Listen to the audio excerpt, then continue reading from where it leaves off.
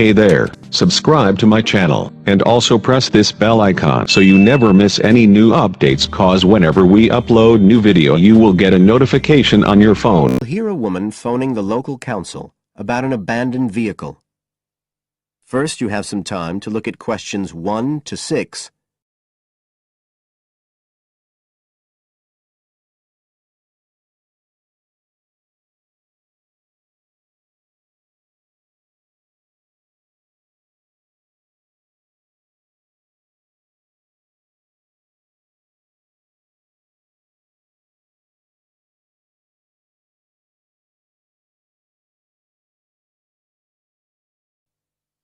Now we shall begin. You should answer the questions as you listen, because you will not hear the recording a second time. Listen carefully and answer questions 1 to 6.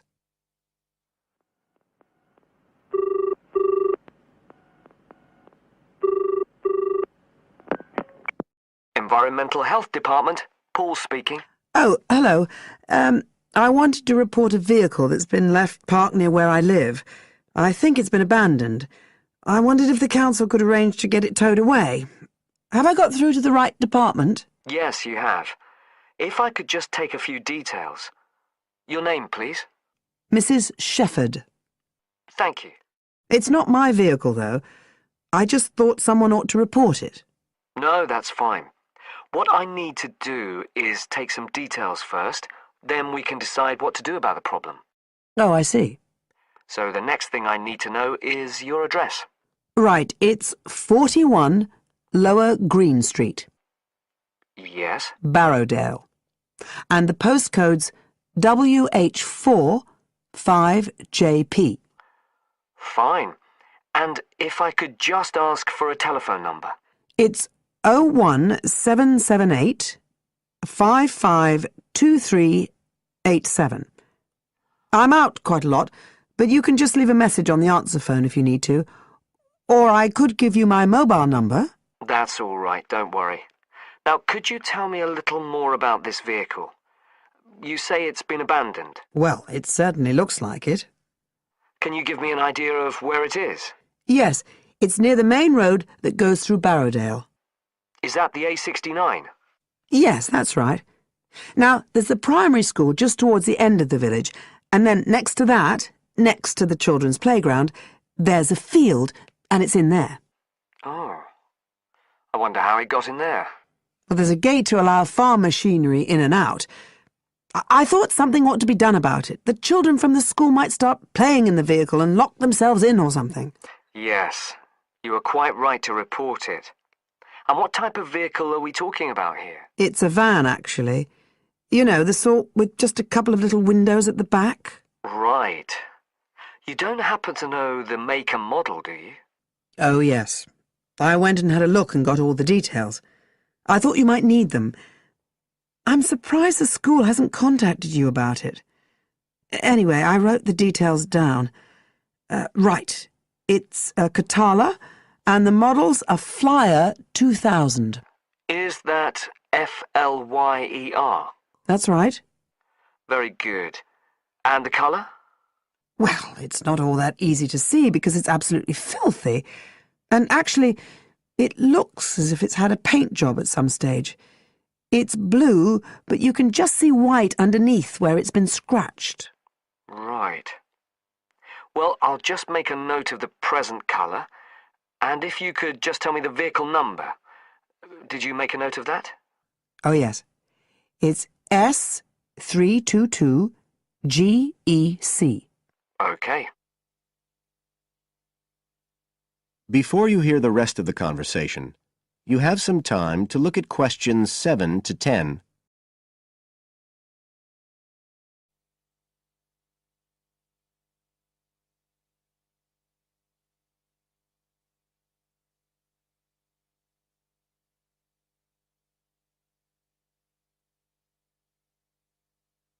Now listen and answer questions 7 to 10. And it sounds as if the general condition of the vehicle isn't too good, from what you say. No, it's pretty poor. It wouldn't be drivable. It's got a flat tire and there's a crack in the windscreen. I reckon someone just wanted to get rid of it. That's usually the way. It's been there for nearly a week. No, it must be 8 days. I remember it was a Sunday morning when I noticed it. It wasn't there the day before. I walk past it most days on the way to the shops. I'd have thought the school would have reported it. Does the field actually belong to the school? No, it's part of Hill Farm Estate. Right. I'll just make a note of that. And I don't suppose you have any information about who might own the vehicle? No, I've no idea. So what will you do now? Well, we'll come and have a look and see if we can trace the owner. And if we can't, the vehicle will be removed as rapidly as the law permits. It could be anything up to 20 days. One thing I should say, I'm quite sure this doesn't belong to anyone round here. I'd definitely recognise it if it was from someone who lived here. So you don't think it was anyone local? Right. I'd say at a guess we're looking at a stolen vehicle here. I did wonder if it might have been. You hear such a lot about car thieves nowadays. Well, we certainly will be looking into that possibility. Anyway, thank you for contacting us, Mrs. Shefford, and we'll keep you informed of what happens. Right. Thank you very much. Goodbye. Goodbye.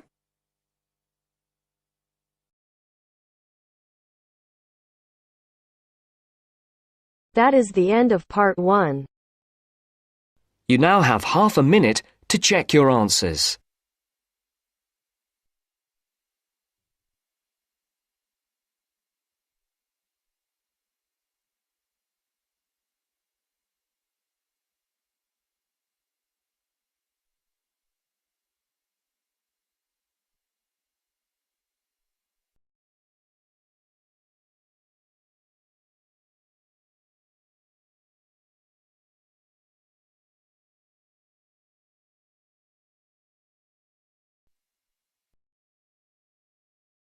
Now turns to part 2. Part 2. You are going to listen to 2 students talking about a presentation on time management. First, you have some time to look at questions 11 to 15.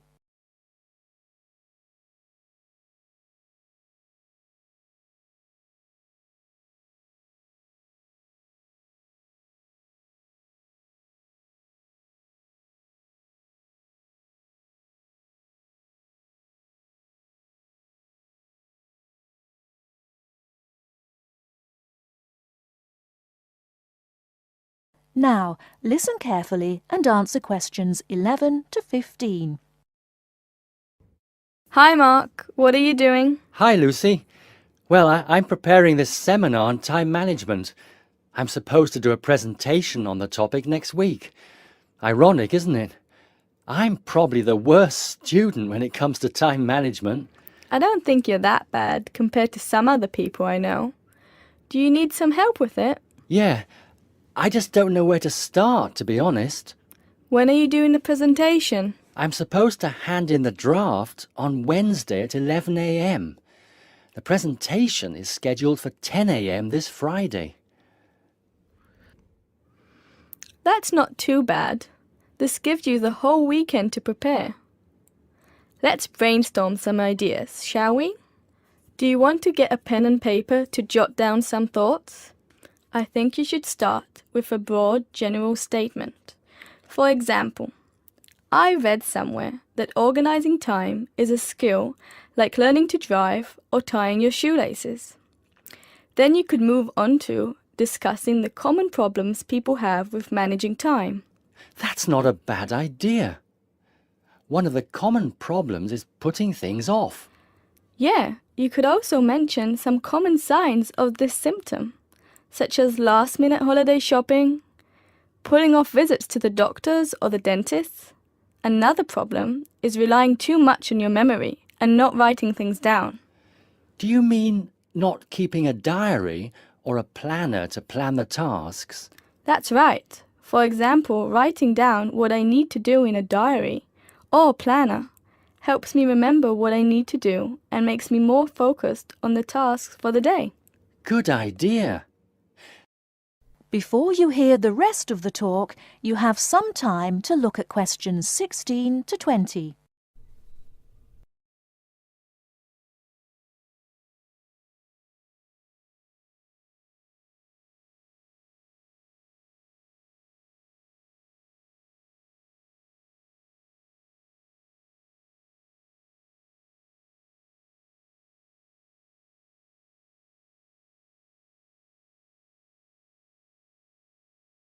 Now listen and answer questions 16 to 20.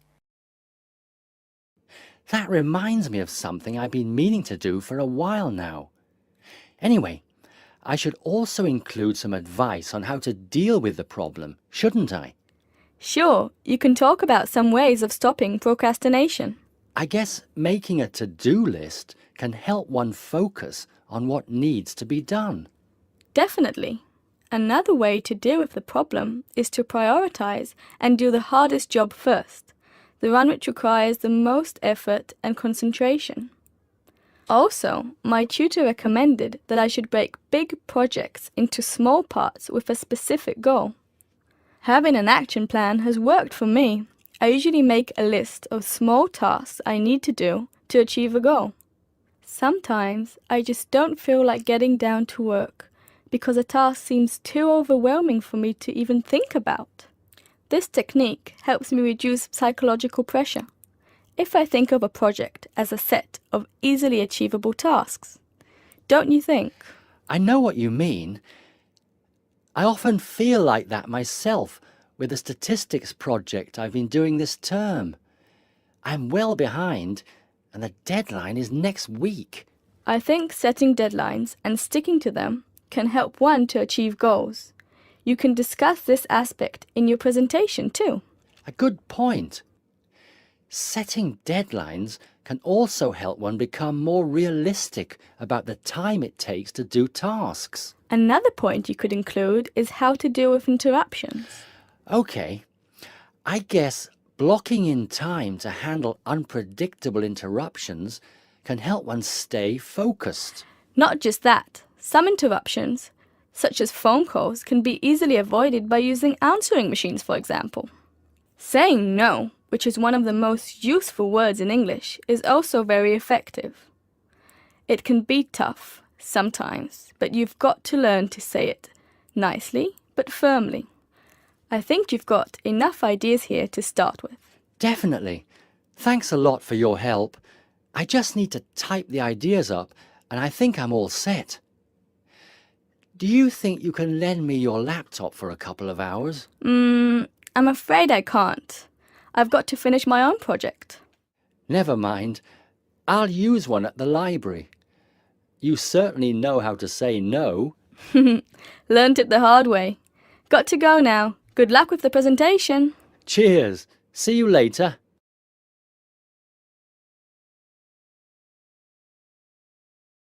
That is the end of part 2. You now have half a minute to check your answers.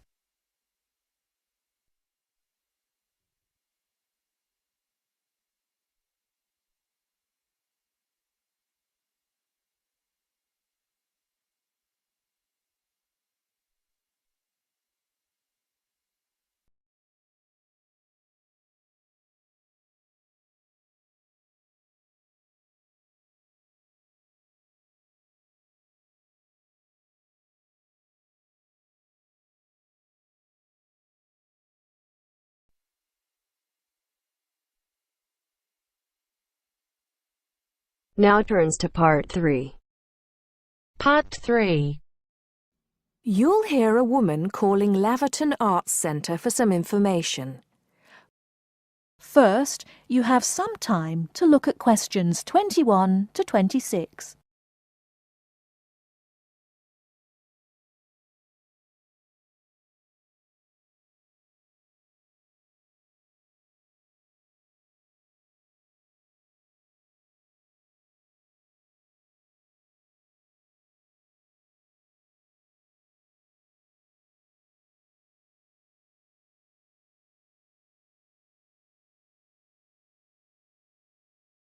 Now listen carefully and answer questions 21 to 26.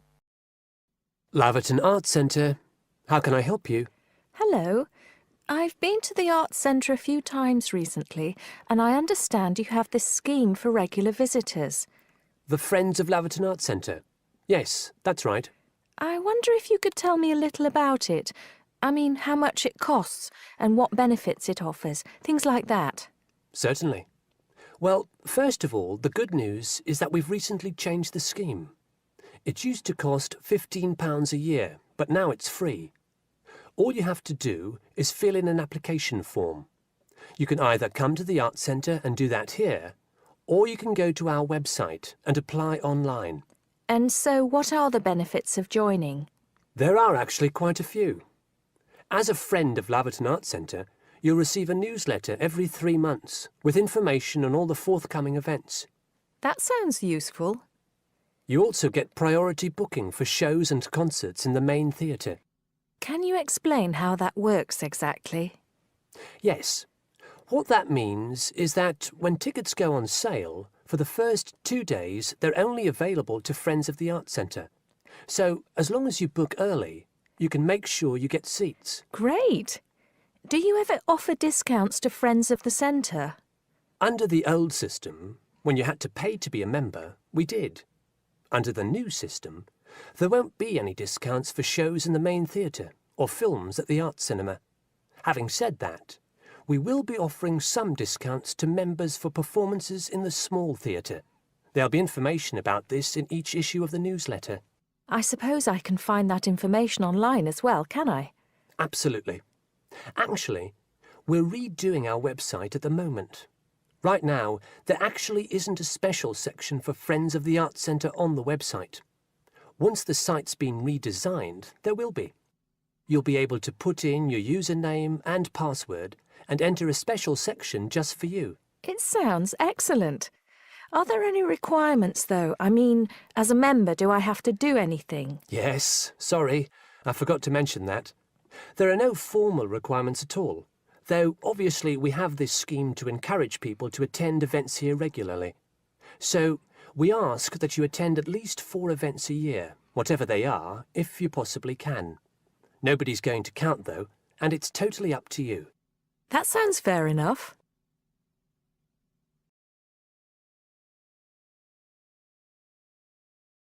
Before you hear the rest of the talk, you have some time to look at questions 27 to 30.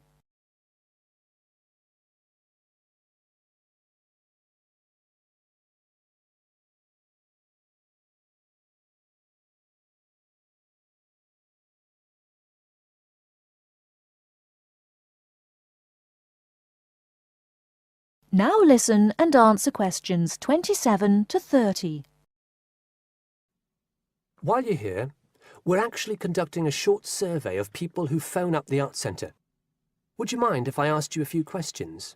It'll only take a couple of minutes. Sure, no problem. Thanks a lot.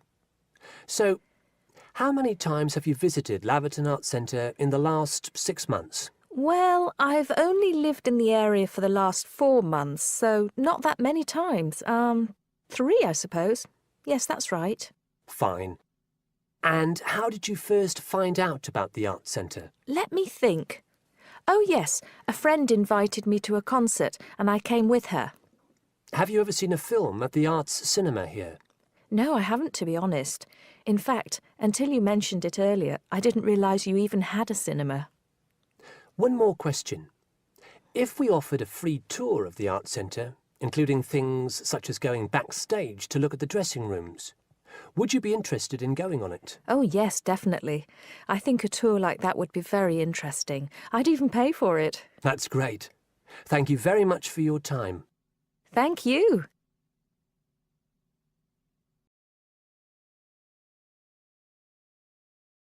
That is the end of part 3. You now have half a minute to check your answers.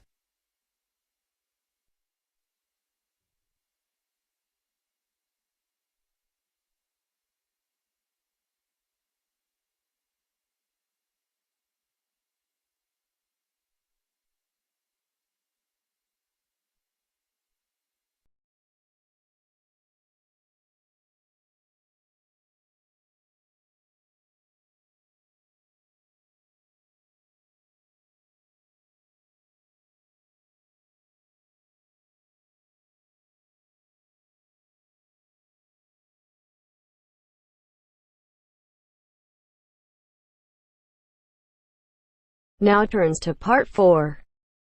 Part 4. You'll hear a lecturer talking to students about sport in Ireland. First, you have some time to look at questions 31 to 33.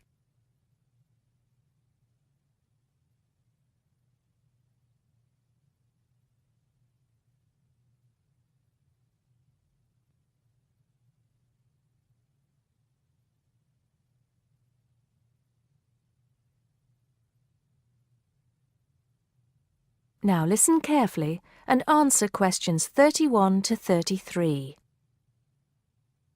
Now, today we're going to be finding out about the most popular sports in the Emerald Isle. That's Ireland, of course. Can you guess what they are? Well, there are these two lesser-played games, a form of rounders and Gaelic handball.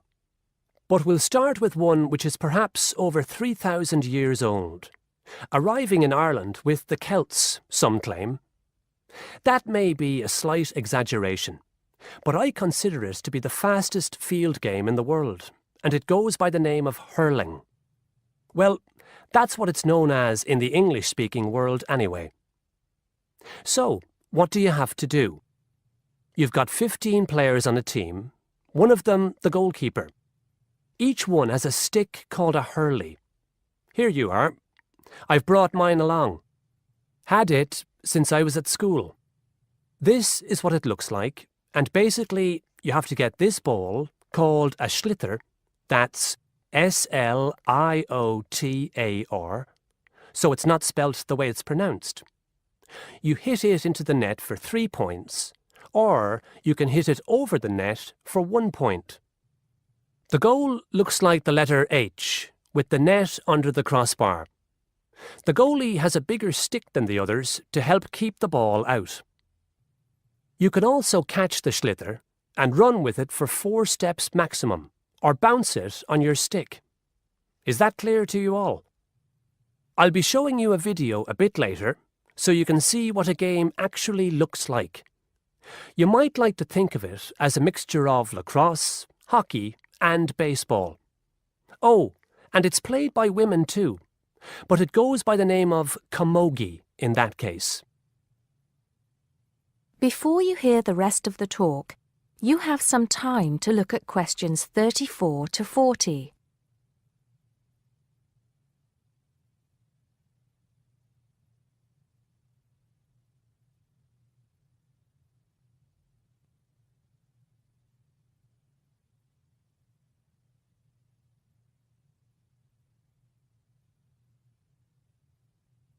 Now listen and answer questions 34 to 40. I'll give you a bit of the history, shall I now? Generally, the golden age of the game is considered to be the 18th century.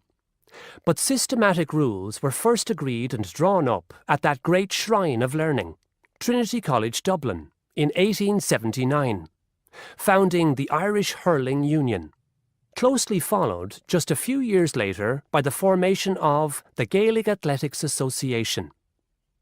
With greater organisation last century, the All-Ireland Hurling Championship got off to a flying start, and I'm proud to say that my own native city of Cork has won more than 20 titles over the years. But then, so have Kilkenny and Tipperary. Is it only played in Ireland? No. Well, it is the only country with a national team at the moment, but you may be surprised to discover there are hurling clubs in London, as well as in America and Argentina, to name just a few. The other game I'd like to take a little time to introduce you to is Gaelic football, which is played on the same pitch as hurling with the same number of players, but there's no net. You just have to get the ball over your opponent's goalposts. And you can do that by kicking or punching the ball. However, you're not supposed to do that to the players, I might add. Imagine it as a combination of soccer and basketball. But in my opinion, it's a more exciting spectacle than either of those. Excuse my bias, if you will. It's also very popular with women. In fact, there are more women's teams than for any other sport. Whether despite or because of the physical contact involved, I wouldn't like to say. They do play a shorter game, 60 minutes, rather than the men's 70. So, let's have a look. If we can have the lights down, I'll see if I can get this technology to work.